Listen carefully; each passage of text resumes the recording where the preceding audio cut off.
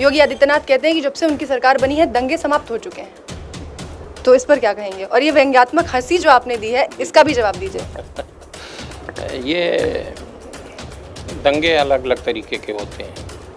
मेरी समझ में एक दंगा वो होता है जो सड़कों पे दिखाई पड़ता है, एक दंगा है लोगों की जहनियत में है, मानसिकता में है, वो तो बहुत ज़्यादा बढ़ गया है।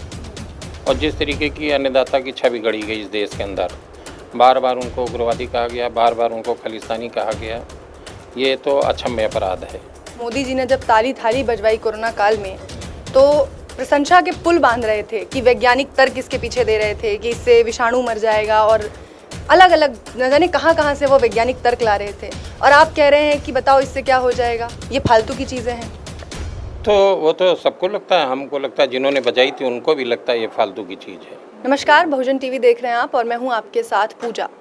लखीमपुर खीरी में जो कुछ भी हुआ, उसने एक बार फिर उत्तर प्रदेश सरकार और वहां के प्रशासन पे सवालिया निशान खड़े कर दिए हैं।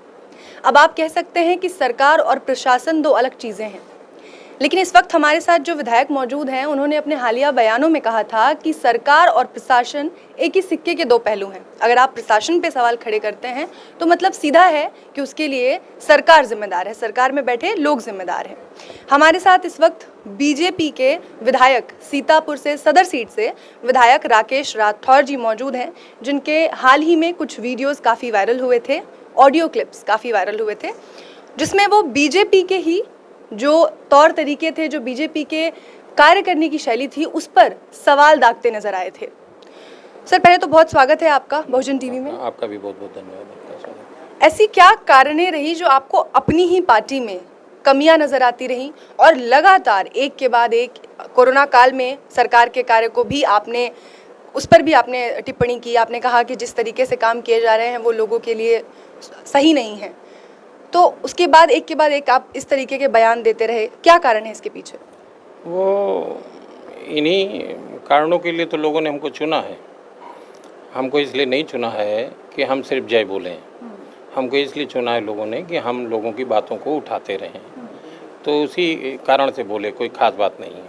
लेकिन जिस पार्टी ने आपको टिकट दी, जिस पार्टी के टिकट पे मोदी जी के चेहरे पे उत्तर प्रदेश में चुनाव लड़ा गया, आपको भी उसका फ़ायदा मिला, उसके बाद आप उन्हीं पे सवाल कर रहे हैं। पार्टी का क्या रवैया था? पहले तो ये आपको चेहरे वाली बात स्पष्ट कर दूं। एक बार मेरे किसी ने हमको फ़ोन किया था गाज़ियाबाद से, उन्होंने कहा मैं चंद्रविकास बोल रहा हूँ, मीडिया के जगत से थे, तो उन्होंने हमसे यही सवाल किया कि आप बीजेपी के विधायक हैं? तो हमने उनसे कहा था नहीं, संविधान से। इस देश के संविधान ने लोगों को अधिकार दे रखा है कि वो अपना दल बना लें, अपने दल से लोगों को चुनाव लड़ा दें। तो मैं पहले संविधान से हूँ और संविधान के कारण बीजेपी है, तो अब संविधान में जो बातें हैं वो मैं करता हूँ। अब वो बीजेपी को अगर अटपटी लगे या किसी को अटपटी लगे तो मैं उसका दोषी नहीं हूँ। यहाँ इस वक्त कुर्सी बचाना सबसे बड़ी जद्दोजहद होती है विधायकों के लिए, सांसदों के लिए। अपनी कुर्सी के लिए वो पार्टियों को खुश करने, आला कमानों को खुश करने की तमाम कोशिशें करते हैं। इसका डर नहीं लगता आपको? नहीं, डर की कोई बात नहीं है। डर इसलिए नहीं कि जिस जगह हम चुन के आए हैं वहाँ पे हम कोई बड़ा बदलाव नहीं कर पा रहे हैं, तो कल नहीं चुने जाएंगे तो क्या सा हो जाएगा। तो या तो है कि जो परिवर्तन हमारे द्वारा हो सके उसके लिए प्रयासरत रहते हैं। तो मतलब देश की इतनी बड़ी पार्टी में विधायक होने के बाद भी आपको लगता है कि आपके अधिकार सीमित हैं, जो काम आपको करने चाहिए वो पार्टी आपको करने नहीं देती? हाँ जी, बिल्कुल बिल्कुल। वो पार्टी करने दे या ना दे, उनकी मंशा हो या ना हो, वो एक तरीके की व्यवस्था बना दी गई इस तरीके से है कि लोग अपने मन की बात कर ना सकें। और ये सिर्फ दिखावे के तौर पे छोटी सी बात दिख रही है, बहुत सोची समझी रणनीति है। ये पूरे देश के लोगों के लिए एक गंभीर विषय है। जिस दिशा में देश चल पड़ा है और फिर भी लोगों के जहन में भी ये बात नहीं आ रही, तो ये बड़ा सवाल है।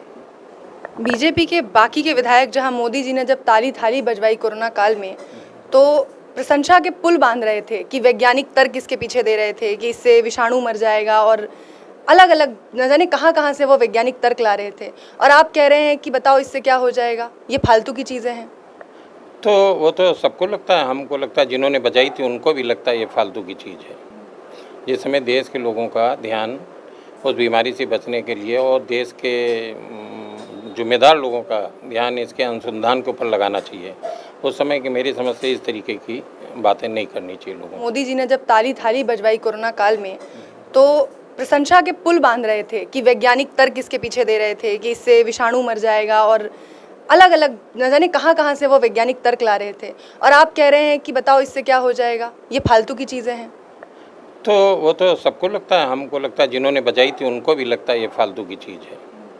जिस समय देश के लोगों का ध्यान उस बीमारी से बचने के लिए और देश के जिम्मेदार लोगों का ध्यान इसके अनुसंधान के ऊपर लगाना चाहिए। उस समय की मेरी समझ से इस तरीके की बातें नहीं करनी चाहिए लोगों को। जी।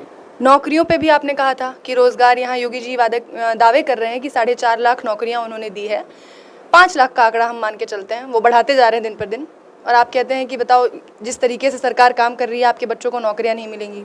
उत्तर प्रदेश में होर्डिंग्स बहुत हैं, प्रचार बहुत है, और हर रोड पे आपको होर्डिंग्स मिल जाएंगे। अभी मैं लखनऊ आया हूँ सुबह, तो देख रहा हूँ कि वो नए नए स्लोगन हैं। एक है आज़ादी at the rate of 75।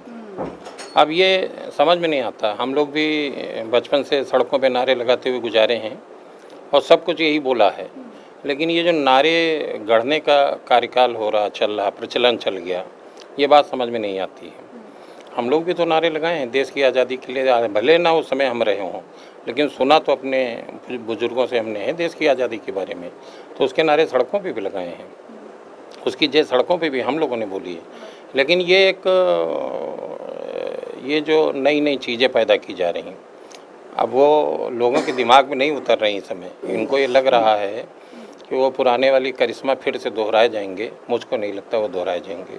BJP में हो के आप बीजेपी के पार्टी में हो के उनके मतदाताओं से आपने वोट लिए, और अब आप कह रहे हैं कि आने वाले चुनाव में उनके जो पोस्टर्स हैं, उनके जो बैनर्स हैं, वो काम नहीं करेंगे और उनको लोग वोट नहीं देंगे। देखिए, बीजेपी के मतदाता नहीं, बीजेपी के मतदाता हमेशा वो नहीं रहे। मेरे इससे पहले बीजेपी लड़ी थी, तो हमको लगता मैक्सिमम शायद 43,000 वोट पाई थी या 47,000 पाई होगी। और हमारे पड़ोस की विधानसभा मोहाली, एक दिन वहाँ के माननीय विधायक जी से मेरी बात होने लगी, तो वहाँ तो 3600 ही पाई थी 2012 में। अब इस बार 1-1 लाख वोट मिला। तो ये सिर्फ अगर माना जाए विशुद्ध बीजेपी के लोग थे, तो पीछे कहाँ चले गए थे वो लोग। तो ये मतदाता हैं, वो विभिन्न मुद्दों पे आकर्षित होते हैं, उनके विचार बदलते रहते हैं। अगर उनके साथ छलावा होता तो उनके विचार भी बदल जाते हैं। जब आपने बीजेपी पार्टी ज्वाइन की और पहली बार आप विधायक हैं, तो वो कौन से कारण थे जिसको आपको पार्टी की ओर आकर्षित किया? इस विषय पे आपसे कहूँगा तो थोड़ा हंसी की बात हो जाएगी। मैं ज्वाइन बाद में किया था, मुझको ऑफर पहले दिया गया था। अच्छा। जी। पछता रहे होंगे आप? नहीं, किस बात के लिए? नहीं, वो पार्टी वाले लोग पछता रहे होंगे। उनका काम है, मैंने अपना काम बखूबी निभाया। मैंने अपना काम बखूबी निभाया है। जो हमको बोलने का अधिकार मिला था, लोगों ने दिया था, जनादेश दिया था, उस पर मैंने पूरी ईमानदारी से काम किया है।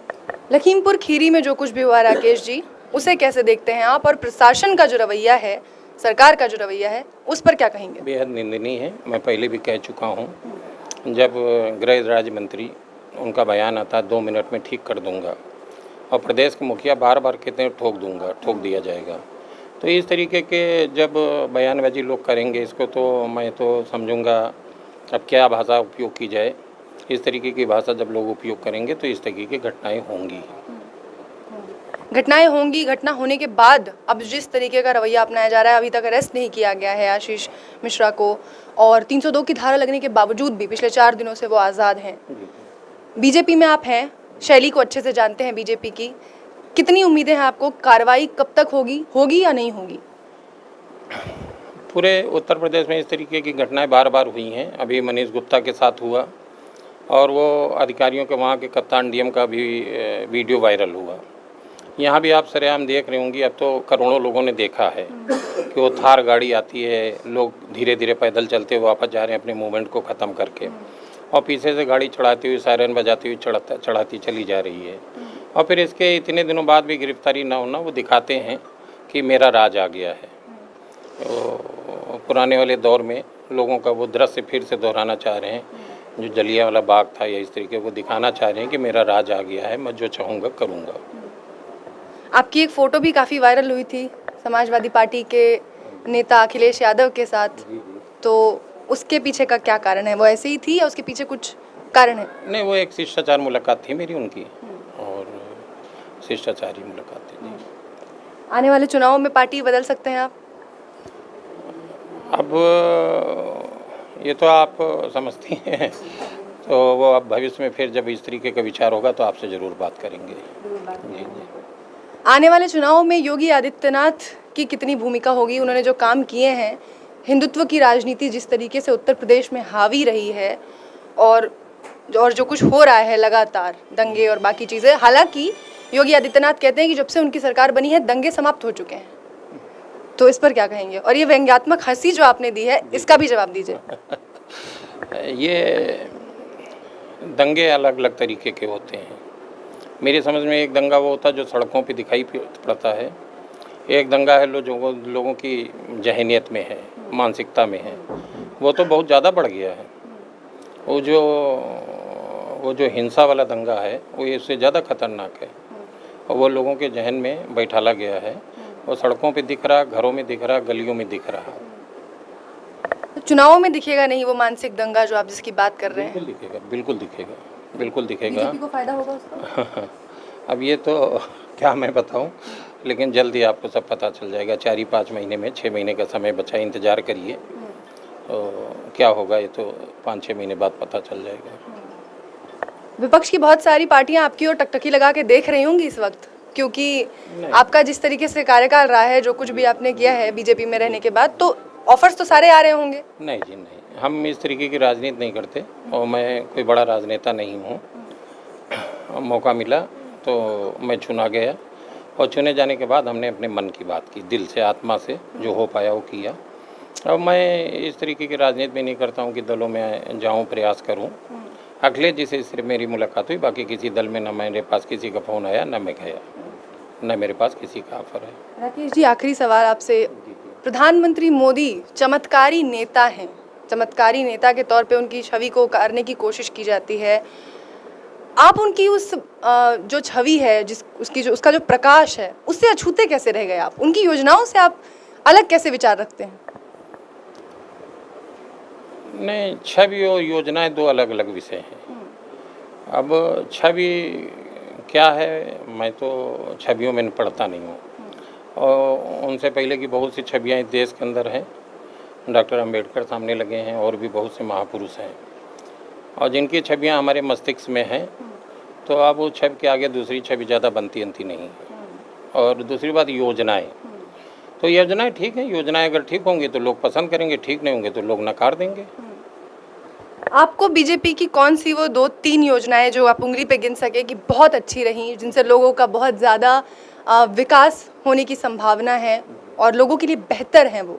नहीं, प्रचार बहुत बेहतर किया सारी योजनाओं को? जी, प्रचार बहुत बेहतर है। इसमें तो उनको 10 में 10 नंबर नहीं, 10 में ज़्यादा मिलने चाहिए। प्रचार बहुत बेहतर है जी। प्रचार बेहतर जी, बहुत अच्छा। योजनाएं जितनी भी हैं उनमें से एक भी ऐसी नहीं है जो लोगों तक पहुंची हो? हमने ये कहा, योजनाओं का प्रचार बहुत बेहतर है। हाँ। जी जी। योजनाओं का असर नहीं है? अब प्रचार बेहतर है तो प्रचार है तो फिर ठीक है, कुछ तो असर होगा तभी तो प्रचार है ना। प्रचार बहुत बेहतर, बात मैं इतना कहना चाहूँगा। जी जी। बाकी समझने वाले समझ जाएं। जी जी। तो जिनको 4.5 लाख नौकरियां प्रचारों में मिली हैं वो समझ जाएंगे। प्रचार बहुत कुछ है, प्रचार बार बार कह चुका हूँ, गड्ढा मुक्ति है, प्रचार गौवंशी पशुओं के बारे में है। ये तो क्षेत्र में लोग जाएंगे तो पता चल जाएगा। ये प्रचार क्षेत्र में जब लोग जाएंगे भी, अभी तो लोगों को डर है, सब डरते हैं कि इस समय भाई किस तरीके का राज है, लोग सब डरते हैं। लेकिन चंद दिनों बाद ये डर कम हो जाएगा, चुनाव करीब आएगा उत्तर प्रदेश का, तो ये डर कम हो जाएगा, तो फिर प्रचार पता चल जाएगा क्या है। प्रचार बहुत बेहतरीन किया है उन्होंने। प्रचार का, इतनी मेहनत का कुछ तो नतीजा होगा। चुनाव में डर कम होगा या प्रचार का असर हावी रहेगा? नहीं, डर कम होगा। जब ये डर कम होगा, लोगों के दिमाग से, मन मस्तिष्क से निकलेगा, चुनाव करीब आता है ना, तो ये तो आप समझते हैं स्वाभाविक सी प्रक्रिया है। सत्ता सरकार से लोग थोड़ा खौफ खाते हैं, फिर जो माहौल खड़ा किएगा उससे लोग खौफ खाते हैं। तो अभी ये चंद दिनों बाद ये माहौल कम होगा तो असली प्रचार तब पता चलेगा कि प्रचार का कितना असर है। विपक्ष की भूमिका पे क्या कहेंगे आप? जिस तरीके से विपक्ष बटा हुआ है इस वक्त, कहीं ना कहीं बीजेपी की जो कॉन्फिडेंस अभी है 350 सीटें लाने का योगी आदित्यनाथ का, उसके पीछे का कारण भी ये है। जहाँ तक हमको समझ में आता है 2017 का जब चुनाव हो रहा था तो जो मुख्य उस समय जो सत्ता में थी और बीजेपी के पास उस समय 47 सीटें थीं और बीजेपी 47 से 325 पे पहुंची थी। हमको लगता बीजेपी वालों को ही नहीं पता होगा कि इतनी सीटें आ जाएंगी, तो लगभग ऐसे ही फिगर फिर दोबारा से हैं उत्तर प्रदेश के अंदर। आपको लग रहा है कि उतने के आसपास? नहीं, ये बात नहीं कहना। जैसे कमोवेश जो स्थिति 2017 से पहले थी, मतलब अकल्पनीय स्थिति। जी ऐसी होने की संभावना लग रही है। जी।